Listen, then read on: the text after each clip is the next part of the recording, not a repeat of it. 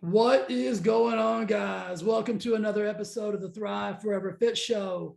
This week, we have got my client Amanda back for her 30-day check-in. If you remember right, 30 days ago, she made a 90-day declaration that she was going to get an alignment. She was going to start crushing her goals. And we were going to help her do that by holding her extremely accountable and giving her a ton of love and support and awesomeness through utilizing the podcast with 30-day check-in. So today she's back for her first 30-day check-in, an amazing episode. We talk about some growing through things, talk about overcoming some adversities, talk about using some tools and some resources. You're going to love today's episode.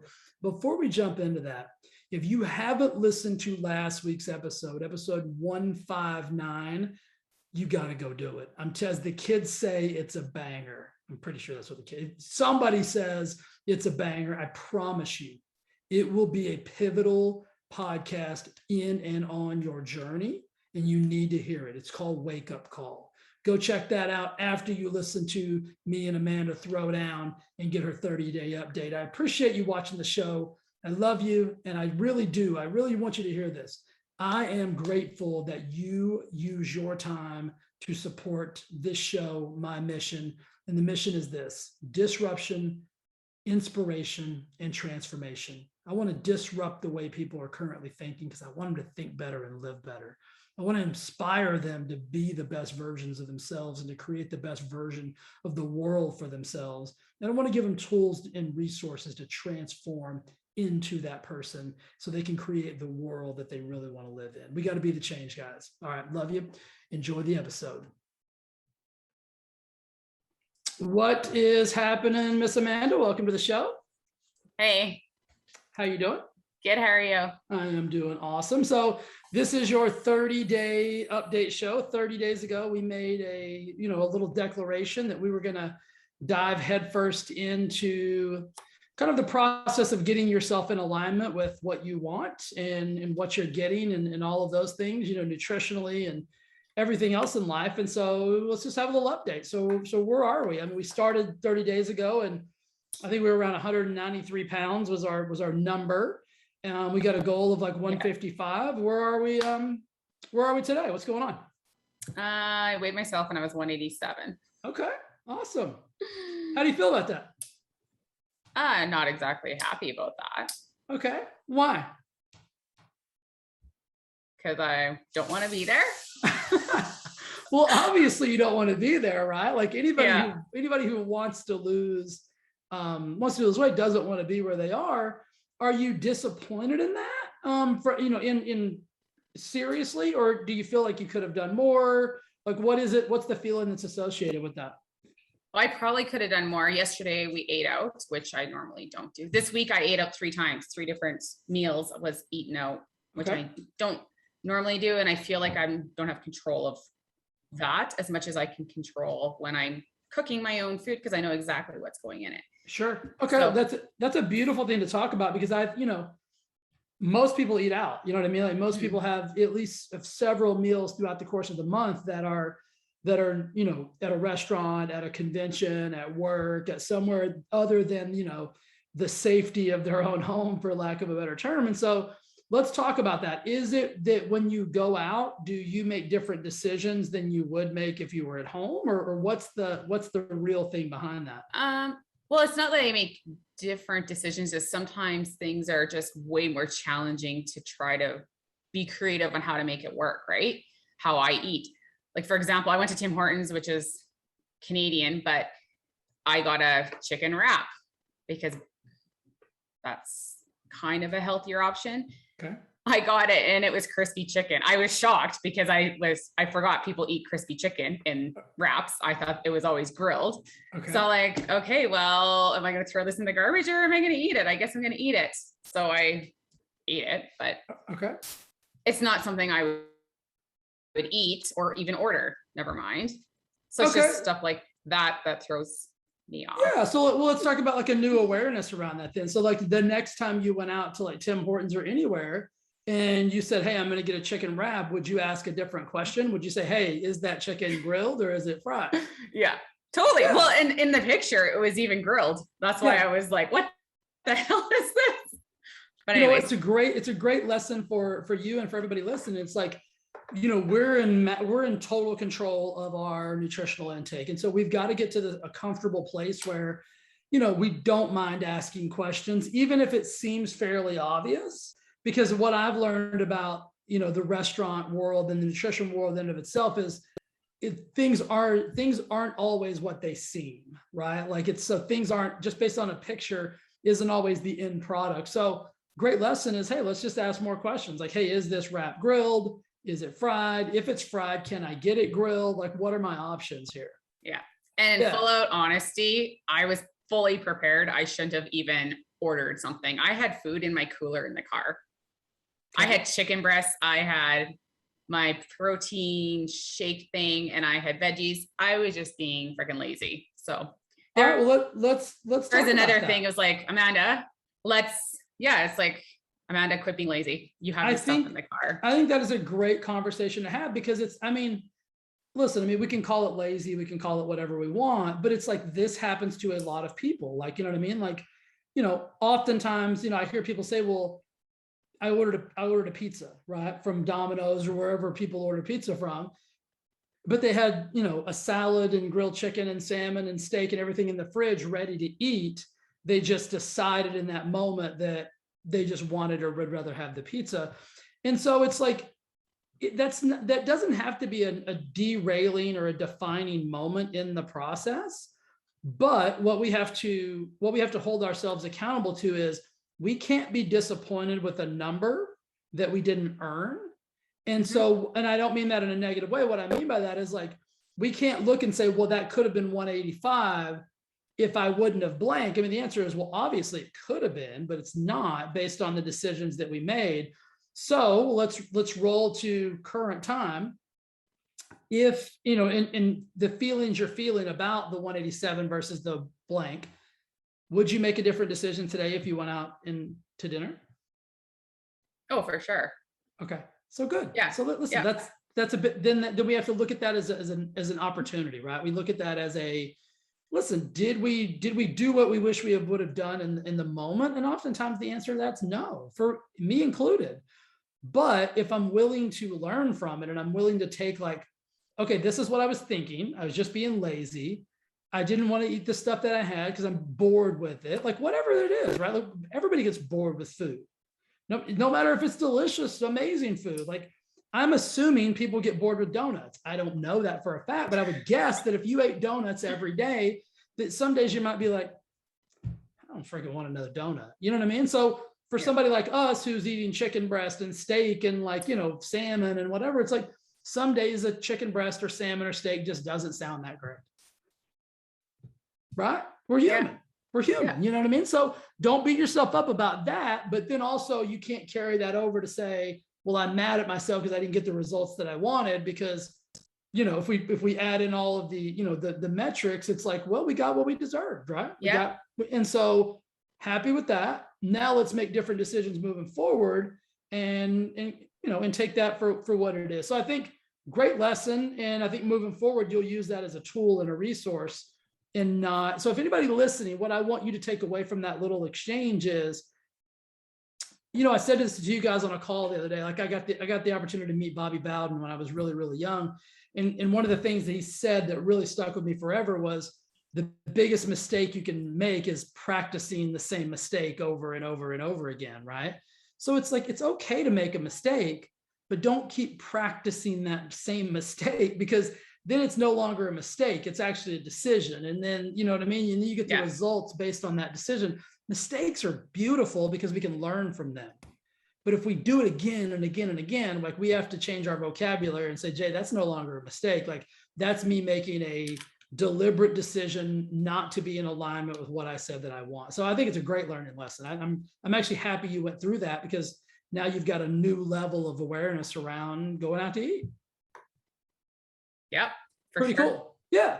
Let's talk about the conversation that you and I had a little bit before. So you asked me a question that was maybe a couple of weeks ago. And then based on my answer, you got, for lack of a better term, mad at me, right? Or upset with me or upset just in general for what it is. So let's talk about that. We don't have to talk about the exact question unless you want to. We can. Okay. Like, I'm being totally vulnerable. This is what this is about, right? Yeah. So you asked me a question and you said, sometimes I feel like this, sometimes I feel like that. Who am I? In my answer. And so one of those was like, sometimes when I look in the mirror, I'm like, oh my gosh, I'm kicking ass. Like I'm doing so good. I feel smaller and I think I'm smaller than the scale says I am. Mm-hmm. And then other times I look in the mirror and I'm like, oh my gosh, I'm, beat myself up. Like, I don't want to weigh this. Like it's that double-edged sword, the angel and the devil. And my response was pretty simple. I just said, you're both of those people, right? And because you're still identifying as, Amanda the blank and Amanda the blank. And as long as you're identifying as both of those people, that is who you are. And you'll make decisions based on both of those people from time to time. And it's not until you get an alignment and you start making consistent decisions with who it is you want to be that things will actually change for you. So tell me, why did you get upset or mad, for lack of a better term? Like, just explain to me the process. This is a good lesson for everybody. Okay, well, I don't know why. I started listening to the call and then I just lost my shit. I basically took the earbuds out, threw them on the counter, went to the bathroom, started crying, put my workout clothes on, and I went for a 5K run. I don't even know why. And I didn't even listen to the whole call. I didn't even listen to the beginning part. I barely listened to just a smidgen of it. Basically enough that triggered me that I snapped. Yeah. Usually I would go grab some food and eat. That's what the old Amanda would have done. But instead I put my workout clothes on and I went for a 5K run, came back and I wasn't done. I was still vibrating. So I went for another 4 and some K. So I ran like 10K. I was not handling the situation very well. And then I journaled about it. I was all upset. And then I was blasting it to my hubby and he's like, it's okay. Like, just breathe. And then I'm talking to Jill and she's like, you need to talk to Jay. And I'm like, I'm mad. I don't want to talk to him, but I did. And I sent you a nasty message, kind of. And then you were chill about it. And you're like, okay, well, what did you learn from this? I'm like, I overreacted. Right. Yeah. And I emotionally overreacted to this. Yeah. And that's what I do is I react with my emotions and I don't know how to think things through. Yeah. I go like this and I don't know how to. Yeah. Cause you know me well enough at this stage of our relationship that I'm not a mean person. Like, I never want to hurt somebody's feelings. I'm like, but I'm also radically honest, right? Like I don't, I just say, hey, this is what I see. This is what I think. And that is what it is. And so what happened was, just looking at the scenario, right, and removing both of us from it, is you emotionally reacted to something that I bet if you went back and listened to right now, you'd be like, oh, it's not even really that big of a deal. I totally did. Yeah. And I would have felt like a dumbass. Yeah, it's not even that. What I said wasn't even that crazy. No. Right? And so that's okay, right? You reacted emotionally. Now you're aware of that. I'm proud of you for getting pissed and then going and doing something physical instead of doing something, eating wise, like emotionally based, like consuming foods. Like, that's a win. So I think we can even find wins inside of a chaotic, inside of chaotic emotional behavior. So congratulations on that. And then congratulations on, listen, leave Dave alone. It's not his fault. Like, he did. And then, but going to Jill, having a conversation. For those of you guys know, Jill is part of our coaching program. And then I'm glad you sent me, like, listen, I'm never going to react emotionally if you're mad at me. Like, you get to be mad at me if you want to be. Like, I'm okay with that, right? Because I understand that that's just part of the process. Like, I'm trying to help you get to a place that you want to go, that you're not getting on your own. And there's no way that I can do that without sometimes making you feel really uncomfortable in a decent way, right? And so that's all I'm trying to do, is like, I'm trying to apply positive pressure, get you to feel uncomfortable, see how you react to that pressure, and then learn from your reaction. And so now I bet if we had the next time we have something very similar to that, you won't respond the same way. Like, you might get pissed, and that's okay. That's what people have to understand. It's okay to have an emotion, but the emotion itself is not dangerous. It's our reaction to that emotion that is dangerous. Yeah. You chose listen, did you probably need to go punish yourself and run a 10K? No, but I'm glad you did that versus, going and crushing a whole bunch of bad food. So again, another win, packaged up in adversity, packaged up inside of a challenge. And so you should be proud of yourself for the way you work through that, because next time I think you'll work through it differently. I think you might feel the same emotions, and that's totally okay, but that you don't have to react to and it'll be like, oh, I need to change this. I need to stop and breathe and then think about how I'm going to react to this. Because most of the time, if we really think about this, and this is me included, this is every human, most of the time when we react and we get like angry or pissed or whatever, we're secretly a little angry and pissed at ourselves. Like we've got this like internal struggle that's like, that we're kind of mad about. And then if we calm down a little bit, we kind of see that like, gosh, a little bit of that was kind of like on me. Like I was, I reacted that way because there was a little bit of truth to what was going on that made me uncomfortable. And therefore I kind of responded in the way that I did. But it was kind of like, I listened, I heard mm-hmm.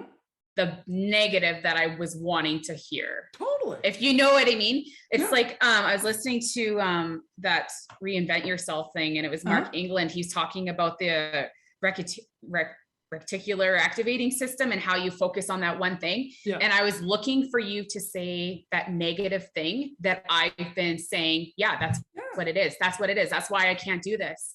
And you said it, and that's all I needed to hear. I'm like, see, nobody believes in me. I suck. And see, so then I got pissed off. And I'm like, cause he said it. And that's all I heard. That's all I heard. I didn't actually listen to the whole thing. Right. You didn't finish. You didn't let me finish. And because you would have heard the exact opposite of that.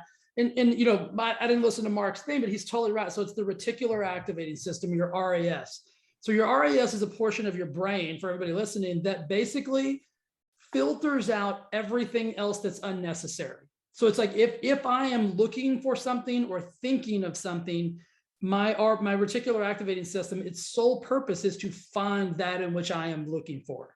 It's why when you are being like uber negative, or you're upset or you're pissed, you just find more things to be pissed about.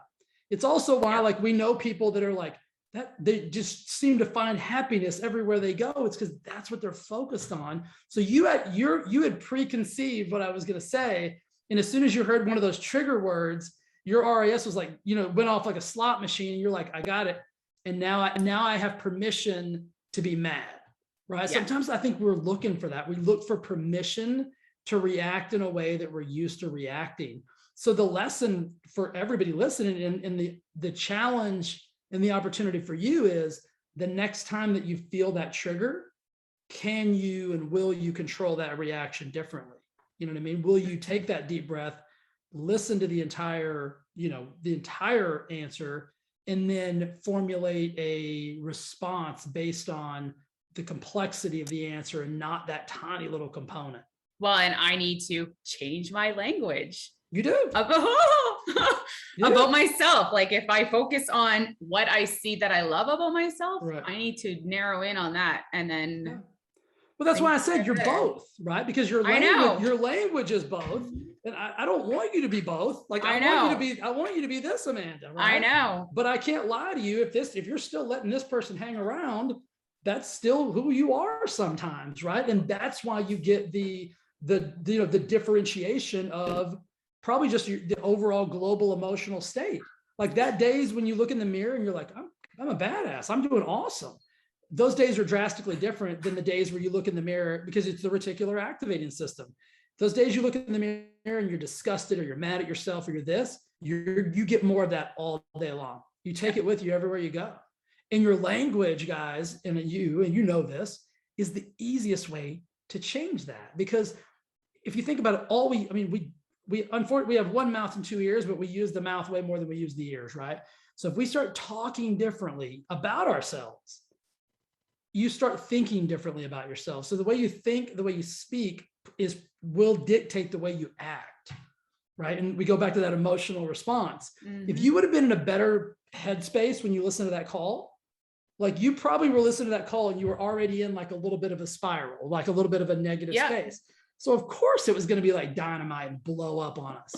But if it would have been like, right now you're in a really, you're in a good headspace. I can tell, like you're happy, you got a smile on your face. If we had that same conversation right now, like you might be like, huh, okay. Like but it would land so differently. You wouldn't even hear the same thing. Yeah. And that goes back to the statement that I always say, like, we see the world as we are, not as it is.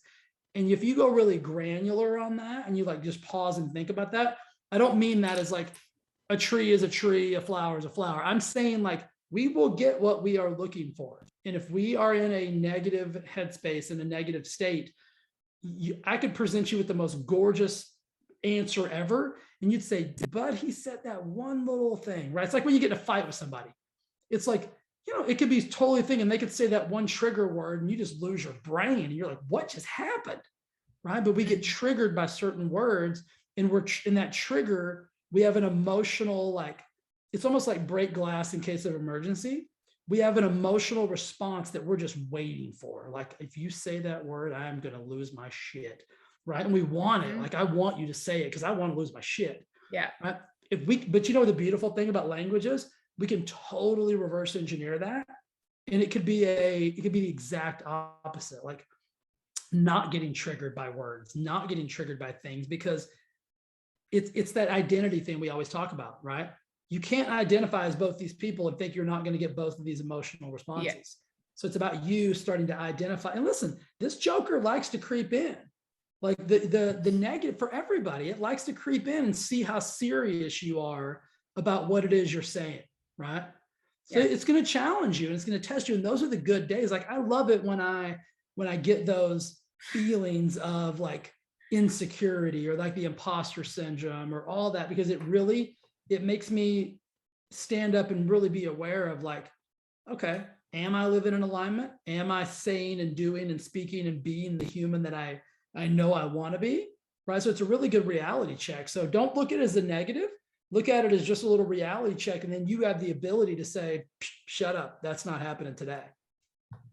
Yeah. And you can do all these things, right? Like, you've got the skills. Yes. You just got to start putting them into application.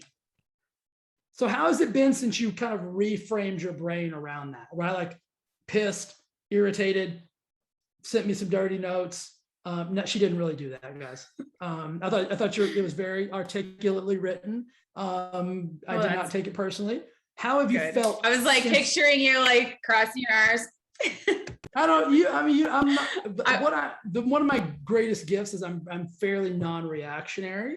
But I haven't always been that way. I used to be like a raging psychopath. I've trained myself to just consume, right? Consume it, digest it, acknowledge it, and then, give a response that's like worthy of the human that I want to be. And so, yeah, didn't bother me at all. I'm like, good. I was actually excited. I'm like, good for her, right? You know why I say that? Because it's important to you. Yeah. Right. If you wouldn't have sent me that note, like, it wouldn't have been important enough to you to care enough to send over what you sent.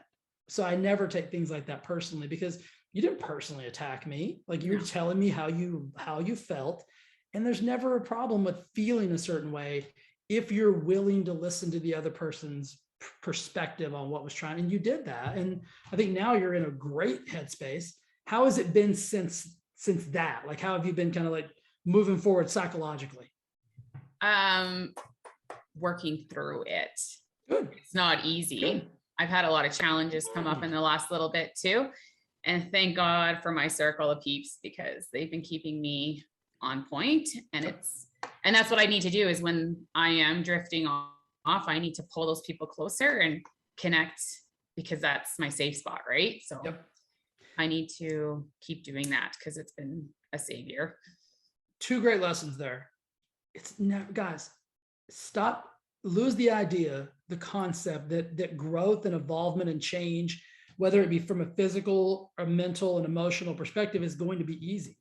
You use the proper language there. You said, I'm working through it, right? I'm growing through it. Mm-hmm. And that's really what we need to be doing, is we need to grow through everything, because if we do that, then we get new skills and we get new abilities, and then it makes the growth more beneficial. We're not just, powering through it and not learning anything, not growing, not evolving. And then you're 100% right. Like I talk about circle of success all the time, and like accountability groups and all of those things.